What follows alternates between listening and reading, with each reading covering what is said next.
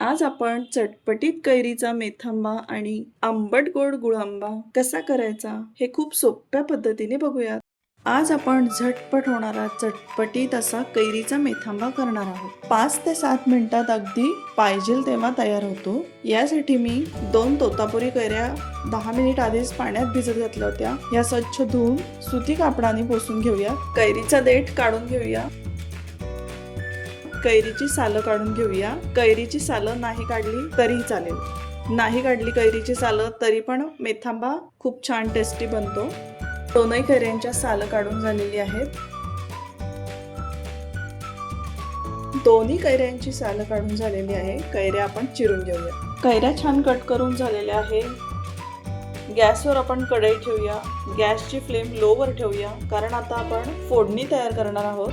फोडणी करपायला नको म्हणून गॅसची फ्लेम लोवर ठेवूया. कढईमध्ये 1 ते 1.5 पळी तेल घालूया. तेल छान तापलं. तेल तापलं की यामध्ये 1 छोटा चमचा मोहरी घालू. 1 छोटा चमचा जिरं घालूया. 1 छोटा चमचा मेथी दाणे घालूया. जितकी कैऱ्यांची क्वांटिटी असेल त्याच्याप्रमाणे मेथी दाण्यांचं प्रमाण आपण वाढवू शकतो. 1 छोटा चमचा हिंग घालूया.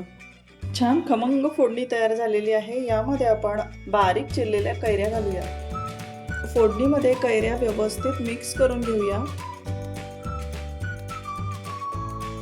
यामध्ये चवीनुसार मीठ घालूया. पाव चमचा हळद घालूया. झाकण ठेवून कैऱ्या 3 ते 4 मिनिट तेलावर छान वाफलवून घेऊया, म्हणजे कैऱ्या छान शिजतात आणि मऊ होतात. 4 ते 5 मिनिट झालेले आहेत. कैरी छान शिजलेली आहे. आपण हाताने पण दाबून बघू शकतो. यामध्ये 2 चमचे काश्मीरी लाल मिर्च पावडर घालूया.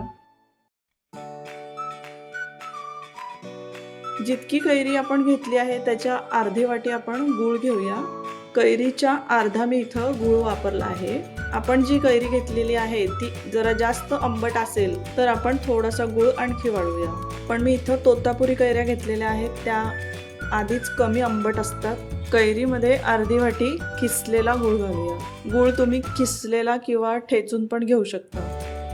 मंद आचेवरती आता आपण 3 ते 4 मिनिट गूळ आणि कैरी ही व्यवस्थित आपण शिजून देऊया, म्हणजे कैरी आणि गूळ छान एकजीव होईल आणि गूळ वितळेल. कैरी आणि गूळ छान एकजीव होईल आणि हळूहळू गूळ वितळेल. कैरीचा मेथांबा करताना आपण अजिबात पाण्याचा वापर केलेला नाही. गॅसची फ्लेम आता बंद करूया आणि थंड झाला की आपण याला बरणीमध्ये किंवा काचेच्या जारमध्ये भरून ठेवूया.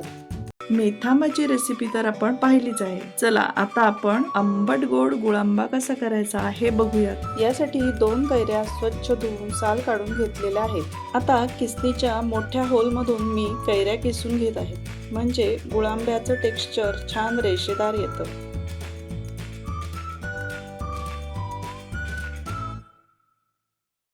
कैऱ्या किसून झालेल्या आहेत. यामध्ये 3 ते 4 चिमूट मीठ घालून व्यवस्थित मिक्स करून घेऊया.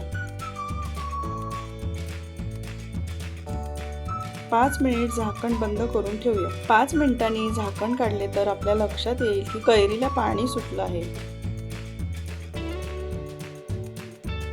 जर कैरी खूप आंबट असेल तर कैरीचं पाणी अशा प्रकारे पिळून काढूया. कैरी जास्त आंबट नसेल तर कैरीचं पाणी पिळून नाही काढलं तरी चालेल. कैरीचा किस वाटीने मोजून घेऊ, म्हणजे जेवढा किस आहे त्याप्रमाणे आपण गुळाचं प्रमाण घेऊया.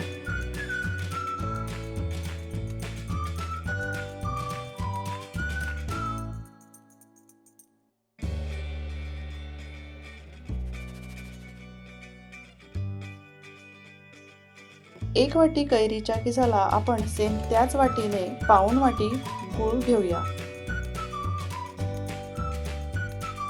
कैरीचा किस आणि गूळ एकत्र करूया.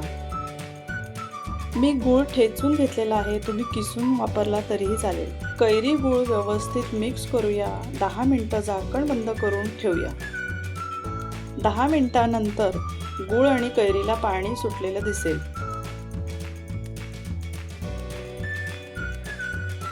यामध्ये 2 लवंगा घालूया आणि 1 इंचभर दालचिनीचा तुकडा घालूया. मीडियम फ्लेमवर शिजायला ठेवूया. गुळांबा शिजत असताना त्याला आपण सतत हलवून घेऊया, त्यामुळे तो खाली लागणार नाही.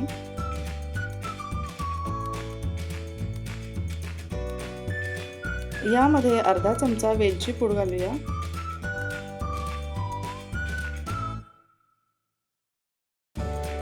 सगळं व्यवस्थित मिक्स करूया.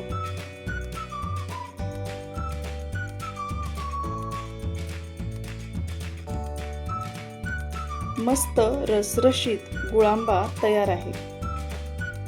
थंड करून काचेच्या बरणीत भरूया.